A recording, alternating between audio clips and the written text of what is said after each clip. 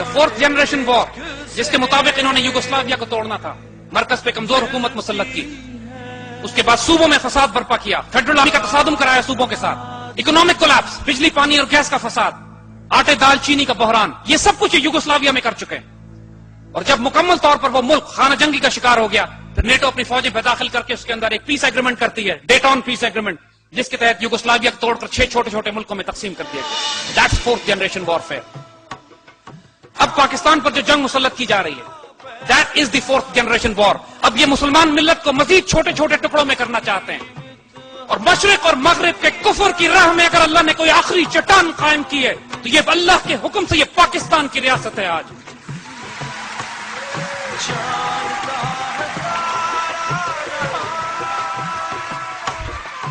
इन्होंने 1948 के बाद कहा था, 47 के बाद कहा था कि पाकिस्तान बचेगा नहीं, अल्लाह के फल से हम बचे।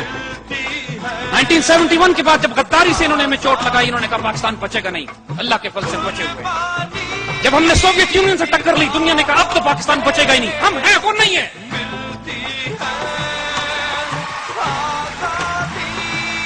जब हमने एटमी प्रोग्राम अपना शुरू किया था, हेनरी किसिंजर लाहौर में आके थ्रेट करता है, we'll make a horrible example out of you.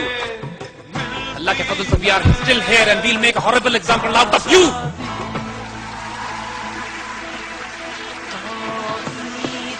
इन्होंने पाकिस्तान पर सैंक्शंस लगाए कि पाकिस्तान कभी एटमी ताकत न बन सके। हमारी उस जनरेशन में जो 70s और 80s में हमारे बड़े गुजरे, उसमें जो हमारे साइंसदान हैं, हमारी तारीख का सबसे सीक्रेट ऑपरेशन है। पूरी दुनिया में मुसलमान, हमारे आप जैसे ग्रेजुएट्स, पूरे बच्चे फैल गए, अपनी जिंदगियां तबाह बर्बाद कर दी। हमारे सैकड़ों बच्चे ऐसे हैं, यंग साइंटिस्ट, हमारे एजेंट्स, हमारे ISI, मिलिट्री इंटेलिजेंस के ऐसे अफराद जो पूरी दुनिया में फैल गए थे उस वक्त पाकिस्तान के लिए एटमी हथियार, एटमी पार्ट के पुर्जे जमा करने के लिए, जो पूरी दुनिया में मारे गए और हमको आज पता भी नहीं है किन गलियों में, किन रास्तों में शहीद हुए। लेकिन टुकड़े टुकड़े पूरे जोर लगाने के बाद 80 की दहाई में अल्लाह के हुक्म से एटमी ताकत बन चुके थे, लेकिन हमने इसका ऐलान नहीं किया। इसराइलीज ने, डेविड बिन गोरियन ने इनको नसीहत की थी 1948 में कि पाकिस्तान की रियासत को न छोड़ना, उस तरह मुमकिन उसको तबाह करना, कि उस वक्त से ही हिंदुस्तान के साथ ताउन करके पाकिस्तान को तबाह करने की कोशिश की। 1967 में जो सबसे बड़ी चोट हमें लगी, जब इन्होंने, इसराइलियों ने बगैर किसी ऐलान के 3 मुसलमान मुल्कों के एयरफोर्स और आर्मी को तबाह करके रख दिया, जॉर्डन, सीरिया, इजिप्ट। मुसलमान मुल्कों की फजाइया जमीन पर ही तबाह हो गई। ईद के दिन उन्होंने हमला किया जब मुसलमान ईद मना रहे थे, और मुसलमान मुल्कों की फजाइया तबाह होती है। खतरा यह होता है कि तमाम मुसलमान मुल्क अब इसराइल के कब्जे में चले जाएंगे।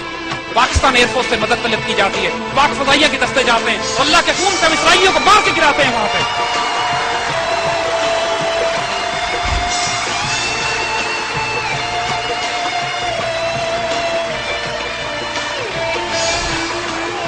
नाइनटीन 1965 में, उससे पहले अल्लाह के फजल से हम इंडियन एयरफोर्स का गुरूर खाक में मिला चुके होते हैं। MM आलम साहब 30 सेकंड में 5 इंडियन जहाज शुरू में ही मार के गिराते हैं, उसके बाद इंडियन को जरूरत नहीं होती कि पाकिस्तान में दाखिल हो। अल्लाह के फजल से 1967 में भी डिस्ट्रॉय द इजरायली एयरफोर्स। उनका खतरा जो मुसलमान मिल्लत को होता है वो टल जाता है। 74 में एक दफा फिर मुसलमान मिल्लत चैलेंज होती है, अरब इसराइली जंग फिर होती है, फिर पाक फौज जाती है, पाकिस्तान एयरफोर्स जाती है, हमारे एयर डिफेंस यूनिट्स जाते हैं, और फिर मुसलमान मुल्कों का दिफा किया जाता है। 1995-96 में बोस्निया खतरे में पड़ता है, फिर पाकिस्तान फौज के दस्ते वहां पर सर्ब्स के खिलाफ मुकाबला करते हैं। और आज यूरोप में अगर कोई मुसलमान मुल्क है, सिर्फ इसलिए कि अल्लाह के फल से पाकिस्तान ने उनकी मदद की।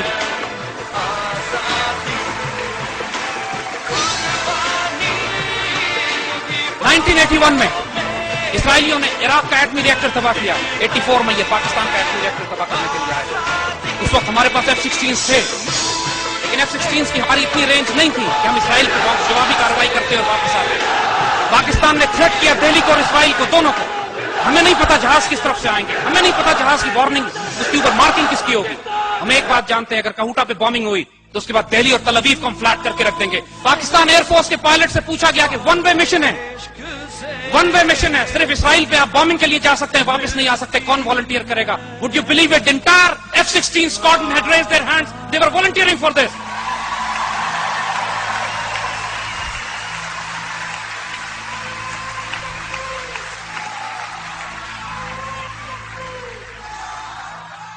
(1998) में अल्लाह के फजल से हमने न्यूक्लियर एक्सप्लोजन किया। اور اللہ کے فضل سے انڈونیشیا سے لے کر موراکو تک مسلمانوں نے اس طرح چراغاں کیا جیسے پوری امت مسلمہ میں عید کا دن اس دن تھا، 28 مئی 1998۔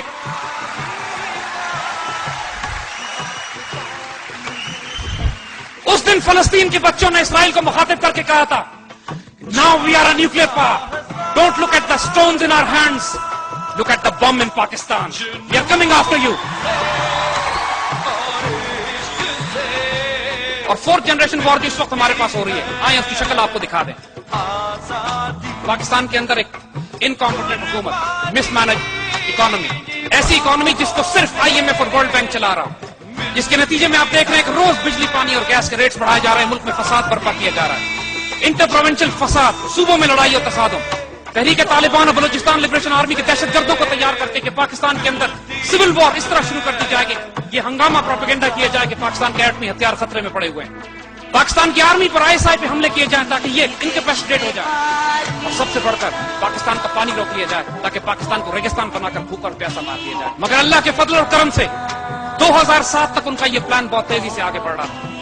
2007 کے بعد پاکستانی پیٹریوٹس نے، پاکستان سے عشق اور جنون کی حد تک پیار کرنے والوں نے، اللہ کے رسول کے امتیوں نے، وہ جن کی آئیڈیالوجی اسلام ہے، جن کی آئیڈینٹی پاکستان ہے، جو صرف سبز گنبد اور سبز ہلالی سے عشق کرتے ہیں، انہوں نے یہ فیصلہ کیا کہ اس پاکستان کے دفاع میں اپنی جان مال عزت اور آبرو قربان کریں گے انشاءاللہ۔ ہم نے اس کو بناتے ہوئے 50 لاکھ شہدا دیے تھے، ابھی اس کو بچاتے ہوئے ہم نے 10,000 شہید بھی نہیں دیے۔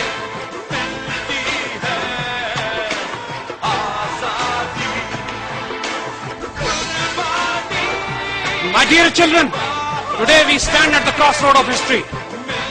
آج ہم تاریخ کے اس موڑ پر کھڑے ہیں کہ ہم پھر اپنے بزرگوں کو وہی بات دہراتے ہیں۔ It's going to be now. We decide to pay all price, any price. جو مرضی قیمت ہمیں ادا کرنی پڑے اس پاکستان کی عزت، آبرو، جان و مال کی حفاظت کے لیے، ہمیں جو کچھ اس کے لیے دینا پڑے، اپنے بچے قربان کرنے پڑے، اپنی قوم کو قربانیاں دینی پڑے۔ It's a price worth paying, life worth living, to be a death worth dying. By God we are willing for it. By God we do it.